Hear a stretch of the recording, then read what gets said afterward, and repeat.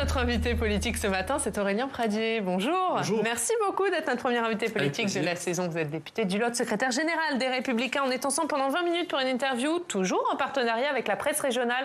Bonjour Fabrice Vessaredon. Bonjour Oriane. Fabrice du groupe EBRA, les journaux régionaux de tout l'Est de la France. Évidemment, l'actualité, c'est la course, la bataille, ça y est, qui est lancée pour la présidence des Républicains. Bruno Retailleau a officialisé sa candidature ce week-end. Éric Ciotti l'a fait depuis plusieurs semaines.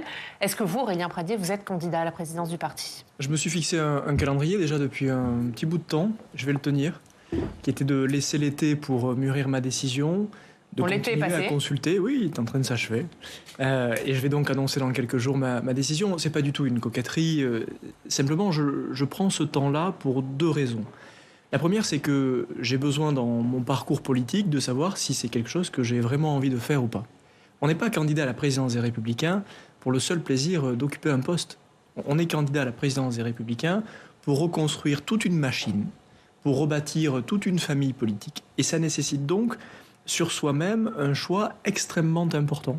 Je le dis parce que parfois... il est fait ce choix. En votre fort intérieur, vous savez si vous allez être candidat ou pas? La volonté de servir des convictions, la volonté d'être fidèle à cette famille politique à laquelle j'ai toujours adhéré depuis que j'ai pris ma première carte politique, la volonté de renouveler la manière dont on s'adresse aux Français, je l'ai profondément accroché au corps et au cœur. Et c'est ce que j'ai démontré depuis quelques années en étant candidat, y compris dans des élections très difficiles. Je pense aux élections régionales en Occitanie. Donc oui, j'ai une âme de combattant. Mais ce que je sais aussi, c'est qu'on ne fait pas une OPA sur les Républicains. L'idée, c'est pas le concours de celui qui fait pipi le plus loin. C'est pas celui qui montre le plus ses muscles. La question, c'est celui qui aura le plus d'énergie, qui a le plus de capacité aujourd'hui à rassembler et à parler aux Françaises et aux Français qui doit être déterminant. Et donc je prends encore quelques jours pour finir les consultations que j'ai avec les uns et les autres. Puis vous savez, ça change. On a plutôt l'habitude de voir mon tempérament comme étant un peu va-t-en-guerre, comme ne prenant pas toujours le temps de la réflexion. Oui, mais sauf que Bruno Retailleau s'est déclaré ce week-end. Est-ce que là, attendre un peu avant de vous déclarer, attendre encore, ce n'est pas laisser s'installer ce duel Ciotti-Retailleau? Est-ce que vous croyez vraiment que ce match-là et celui dont les adhérents veulent? On voit déjà en 72 heures se réinstaller la guerre des chefs. Ça y est, ça recommence. Et je pense que plus les jours passent, plus nos propres adhérents se disent on ne va pas recommencer les matchs d'hier et d'avant-hier. Si on veut vraiment reconstruire dans une période qui est un champ de ruines pour notre famille politique, le seul risque, ce serait de ne pas prendre de risque. Donc vous pourriez être ce troisième homme qui apporte autre chose qu'une guerre des chefs?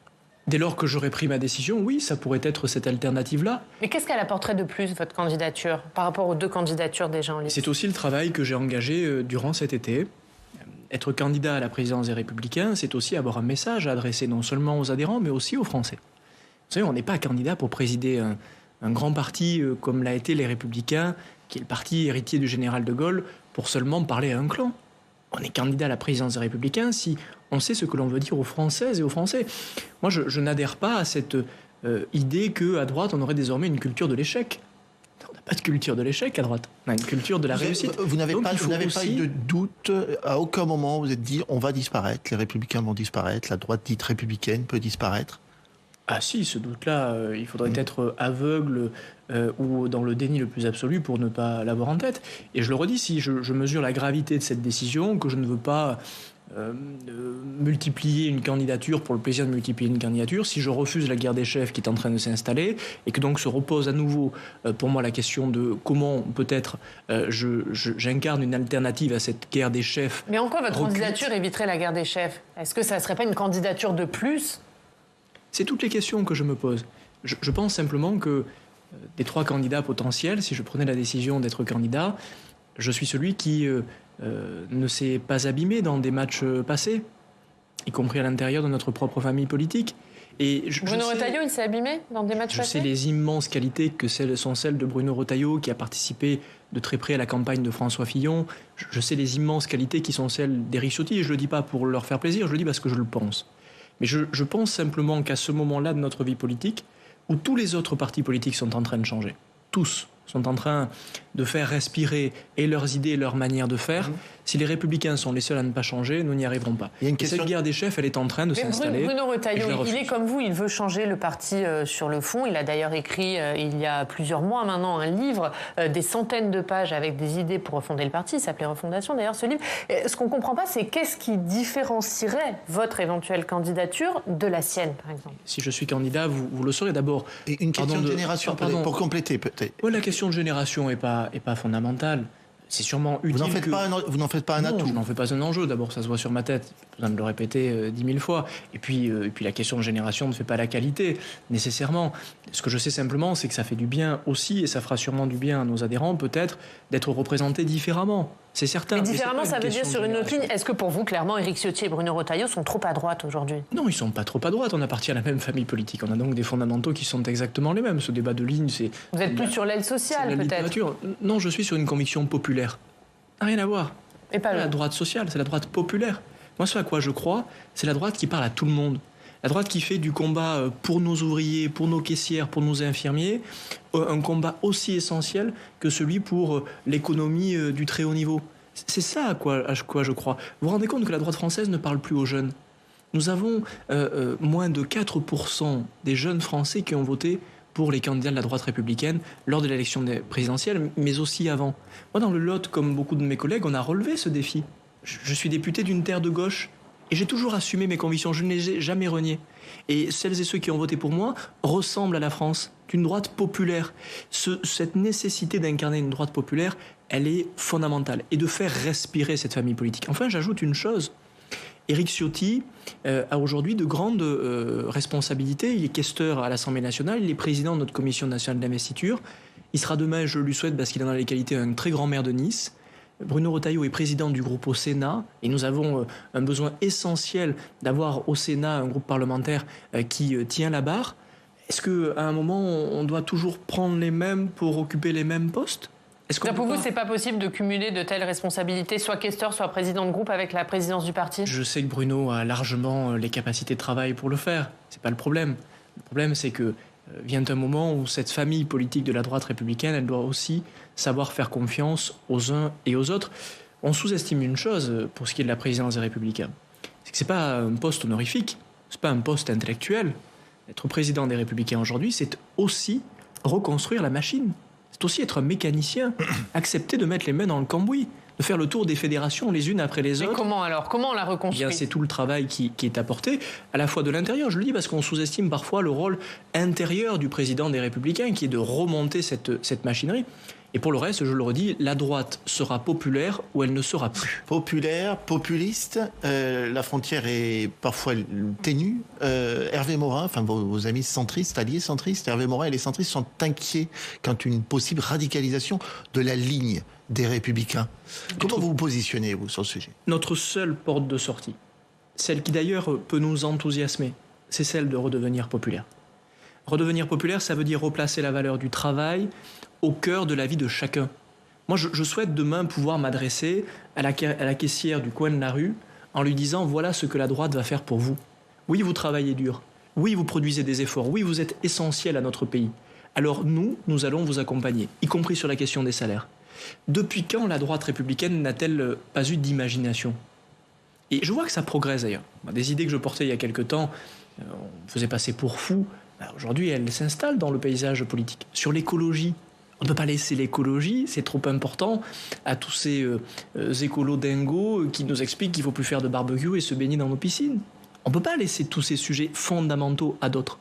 Et sur ces questions-là, la droite républicaine, elle doit revenir au cœur des préoccupations des Français. Il y a une déconnexion trop grande entre ce que les uns et les autres, et j'en fais partie, nous avons pu dire depuis des années les préoccupations des Français.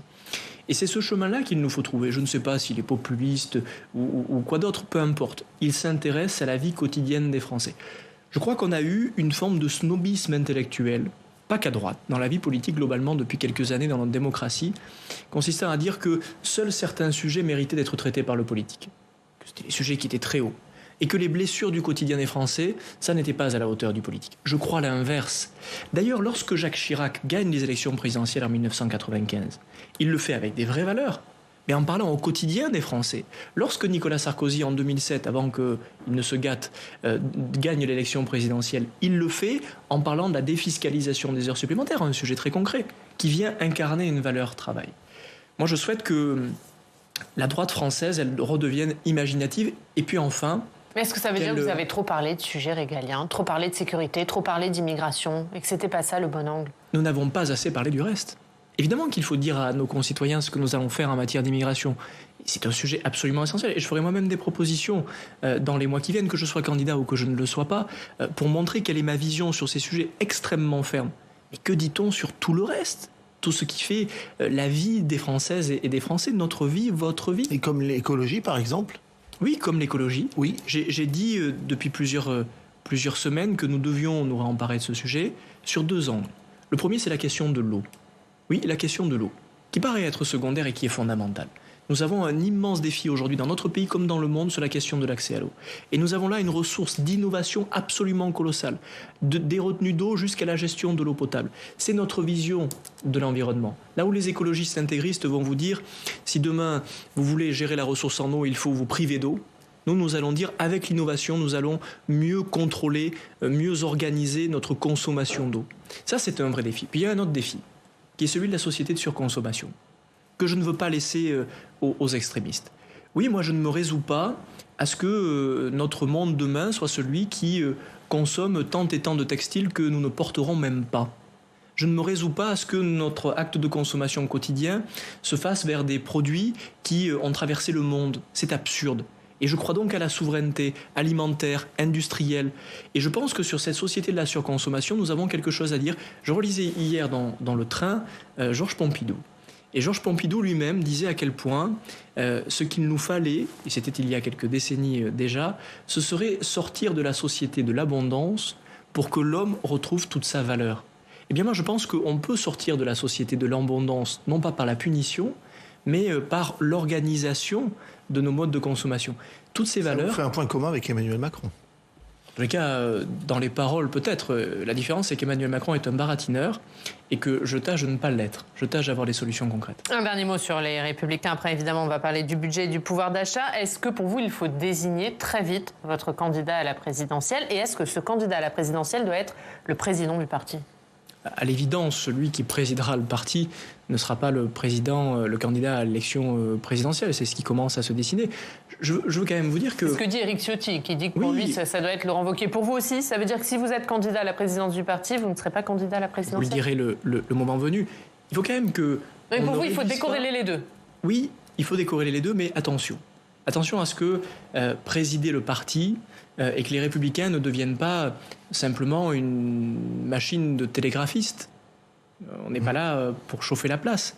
D'ailleurs, de quoi ont besoin nos futurs candidats à l'élection présidentielle, y compris Laurent Wauquiez, qui s'y prépare et qui en a toutes les qualités. Et qui serait mieux placé pour vous? Dans sa préparation aujourd'hui, il est celui qui démontre une vraie gravité. Il est souvent présenté comme le seul à pouvoir y aller. Aujourd'hui, oui, depuis quelques mois, ça vous paraît... Aujourd'hui, il est celui qui dit toute sa préparation. Et on ne va pas vers les Françaises et les Français, je vous parle de Georges Pompidou tout à l'heure, sans être profondément préparé. Il est dans cette phase de préparation et je pense que c'est extrêmement respectueux à l'égard des Françaises et des Français. Mais je veux simplement vous dire que l'enjeu de la présidence des Républicains ne se résume pas à chauffer la place pour l'un ou pour l'autre. Sinon, le parti disparaîtra. Puisque d'ailleurs, tous les candidats putatifs à l'élection présidentielle ont eux-mêmes dit que ça ne passerait plus par les Républicains, par le parti. Et donc, il faut que le président des Républicains demain ne soit pas un exécutant. Il faut qu'il soit aussi quelqu'un qui trace l'avenir, potentiellement pour nos candidats à l'élection présidentielle de 2027. Mais je ne voudrais pas, et je pense que nos adhérents en ont conscience, nos adhérents ne veulent pas que l'on résume l'élection à la présidence des Républicains comme l'élection d'un intérim de plus. Non, il faut que voter pour le président des Républicains demain, ce soit un investissement pour l'avenir. On va parler du budget, puisque Gabriel Attal a fait une proposition hier, une nouvelle méthode d'examen de ce budget. Il veut que les parlementaires discutent avec lui du budget en amont de sa présentation au Conseil des ministres. Est-ce que vous êtes prêt à ces discussions? Aux discussions, évidemment, on l'a toujours fait. C'est bien, parce que Gabriel Attal comme Bruno Le Maire, comme tant d'autres, ont été frappés d'une grâce incroyable qui est celle de la volonté de discuter. Ce sont les mêmes. Hein. Il y a 5 ans, ils n'ont pas changé. Ils ont la même tête, les mêmes cravates, ils pensent les mêmes choses, qui nous claquaient la porte dans le nez à chaque fois que nous avions une proposition intéressante. Mais je dis à Gabriel Attal, comme à ses camarades du gouvernement, qu'il ne faut pas nous prendre pour des andouilles. Et que discuter, c'est une chose, se rallier, c'en est une autre. Jamais, pour ma part, je ne me rallierai à Emmanuel Macron. L'acte de vote du budget, c'est un acte politique. Vous pouvez raconter ce que vous voulez à nos concitoyens. Quand vous votez le budget, c'est un moment politique, beaucoup plus que technique, qui vous positionne sur l'échiquier politique. Je ne fais pas partie de la majorité d'Emmanuel Macron. Donc, quel que soit ce budget, quel que soit ce que contient ce texte, vous voterez contre? Je ne voterai pas le budget. Mais vous ne voterez pas ou vous pourriez vous abstenir? Non, je voterai contre, vous voterez contre. Parce que c'est un acte politique. Et je le redis, ça n'empêchera pas que nous nous battrons pour obtenir, comme nous l'avons fait sur la déconjugalisation de l'allocation adulte handicapé, sur les RTT et tant d'autres sujets, pour obtenir des choses auxquelles nous croyons. Mais le vote du budget, c'est un vote politique. C'est quand même très curieux que désormais, dans notre fonctionnement institutionnel, on en soit arriver à oublier des repères. Oui, c'est un acte politique. Et donc l'acte politique, je ne le passerai pas avec Emmanuel. Est-ce que du coup, vous ne poussez pas le gouvernement à utiliser le 49.3 de facto? C'est son problème. Le gouvernement n'a pas la majorité. Les Français, n'ont pas donné à Emmanuel Macron la majorité. Il prendra ses responsabilités. Mais les Républicains ne sont pas là pour filer un coup de main au gouvernement. Chacun son affaire, qu'ils assument comme des grands garçons. Que vous disent vos électeurs dans votre circonscription dans cette situation où le gouvernement n'a plus une majorité absolue? Ils nous me disent 2 choses. Moi, je suis dans une circonscription de gauche. J'ai toujours été très clairement affirmé comme quelqu'un de droite. Et mes électeurs me disent 2 choses. Qu'ils soient de droite ou de gauche, battez-vous pour nous. C'est ce que nous avons fait. Pour la circonscription ou pour les Français? Pour la circonscription et pour la France, pour les deux.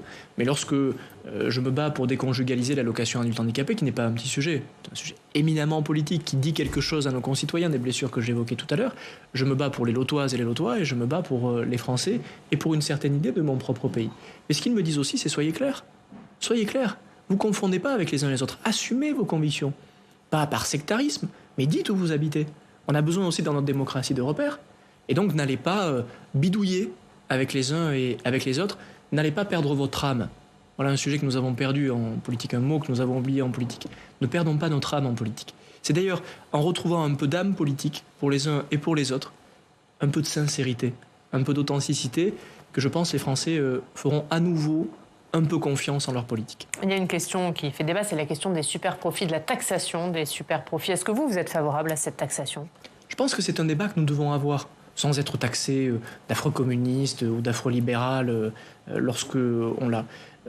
Relisons ce que le général de Gaulle disait, ce que Jacques Rueff disait, un économiste majeur du général de Gaulle. Considérait que dans la fiscalité, il y avait 2 dimensions. La dimension symbolique et la dimension technique. Et on ne doit pas oublier ni l'une ni l'autre. Ce que je crains avec la taxation des super-profits, c'est 2 choses. D'abord, c'est qu'on en vienne à augmenter l'ensemble des taxes. On commence par le petit bout et puis on finit par manger, y compris le petit artisan. Ça, je le refuse catégoriquement. Il faut mettre un frein définitif à la manie de taxation permanente. Deuxième crainte que j'ai, c'est que beaucoup des super-profits sont faits à l'étranger. Et donc, nous allons taxer sur notre sol ce qui ne sera pas taxé ailleurs, et donc perdre encore en attractivité. Et ce que je dis aussi, c'est qu'on ne peut pas laisser s'installer dans le pays le sentiment que les entreprises feraient de l'argent sur le dos de nos concitoyens. Et je pense même que les chefs d'entreprise eux-mêmes, pour en avoir discuté avec eux, les plus libéraux, les plus capitalistes, savent que le grand danger qui les guette, c'est cette contamination. C'est cette idée qu'au fond, ils seraient tous en train de faire des super profits. Et moi, je ne veux pas demain que l'artisan boulanger qui va devoir augmenter le prix de sa production parce que ses matières premières ont augmenté, soit taxé de spéculer. Et c'est pour ça qu'il me semble qu'il faut mettre de l'ordre chez ceux qui pourraient profiter de la situation. Donc oui à la taxation pour les grands groupes. La meilleure manière de le faire, c'est que les grands groupes qui sont concernés le disent eux-mêmes et qu'eux-mêmes apportent une contribution volontaire. S'ils ne le font pas, il faut avoir une autre discussion. Mais je le redis, parfois on me dit « mais vous n'êtes pas très libéral ». Si, en réalité, je le suis, beaucoup.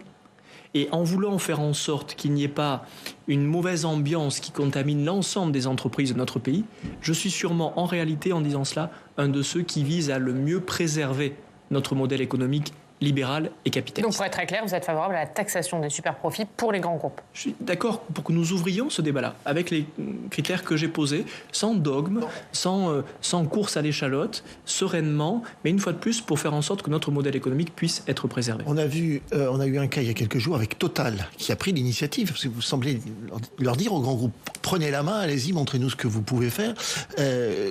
Total fait un cadeau, une ristourne à ses clients. C'était une bonne idée par rapport à l'économie française et au reste de la profession? Total ne fait pas de cadeau. Total rend un peu de ce qu'ils ont gagné un peu facilement depuis quelques années. Vous savez, beaucoup de nos concitoyens comprendront facilement ce que je suis en train de dire. Et nous avons une vraie question sur les autoroutes. Je suis navré, mais je vais peut-être me faire un peu houspiller par les uns et les autres, mais on a quand même une vraie question sur quelques bons profits qui sont faits par les entreprises de gestion autoroutière aujourd'hui. Et tout ça, vous voyez, ça crée un sentiment de défiance. Si on veut demain retrouver la confiance entre nos concitoyens, le consommateur et nos entreprises, il faut que tout le monde soit le plus exemplaire possible. Si on peut éviter d'en passer par la loi, c'est encore mieux. Et je pense que cette réflexion est en train de faire son chemin.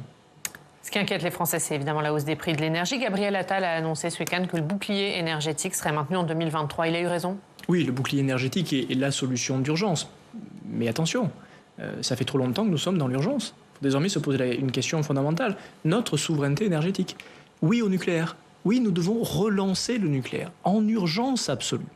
Nous devons faire en sorte propose Emmanuel Macron. Oui, mais après avoir saboté, massacré notre parc nucléaire, ce qui est absolument irresponsable. Le chef de l'État, le gouvernement ont une faute politique majeure en ayant démantelé notre parc nucléaire. Si nous voulons demain maîtriser à nouveau les coûts de l'énergie et principalement de l'électricité, il nous faut retrouver une souveraineté nucléaire. Je propose donc que nous relancions le parc nucléaire, que nous relancions la filière, c'est-à-dire reformer des jeunes à ces métiers du nucléaire que nous avons perdus depuis tant d'années. Et puis j'ajoute une dernière proposition. Nous devons nous poser la question de sortir les coûts de l'énergie des marchés boursiers tels qu'ils le sont aujourd'hui. Je pense que sur la scène européenne, nous avons une vraie question, pas de sortir du marché européen de l'énergie, parce que ça me paraît compliqué à ce stade, mais en tous les cas faire en sorte que le coût de l'énergie soit mieux maîtrisé par les États eux-mêmes et que nous ne soyons pas soumis à une spéculation boursière et européenne sur ces sujets. C'est une vraie réflexion. Peut-être même que la question de la sortie du marché européen de l'électricité ou de l'énergie est une question que nous devons nous poser. Et une dernière question, Fabien. Vous savez, si elle se pose sur l'énergie, elle peut se poser sur des tas d'autres, notamment les transports, etc. Oui, c'est pour ça d'ailleurs que j'ai une réserve, mais à ceci près que sur l'énergie, nous pouvons être souverains. Que la question du nucléaire, notamment, nous permettrait de retrouver une souveraineté. Et c'est pour ça que je pense que cette question, elle n'est pas absurde. Merci Aurélien Pradier. Merci beaucoup d'avoir été notre premier invité politique de la saison. Merci Fabrice Vessard-Redon.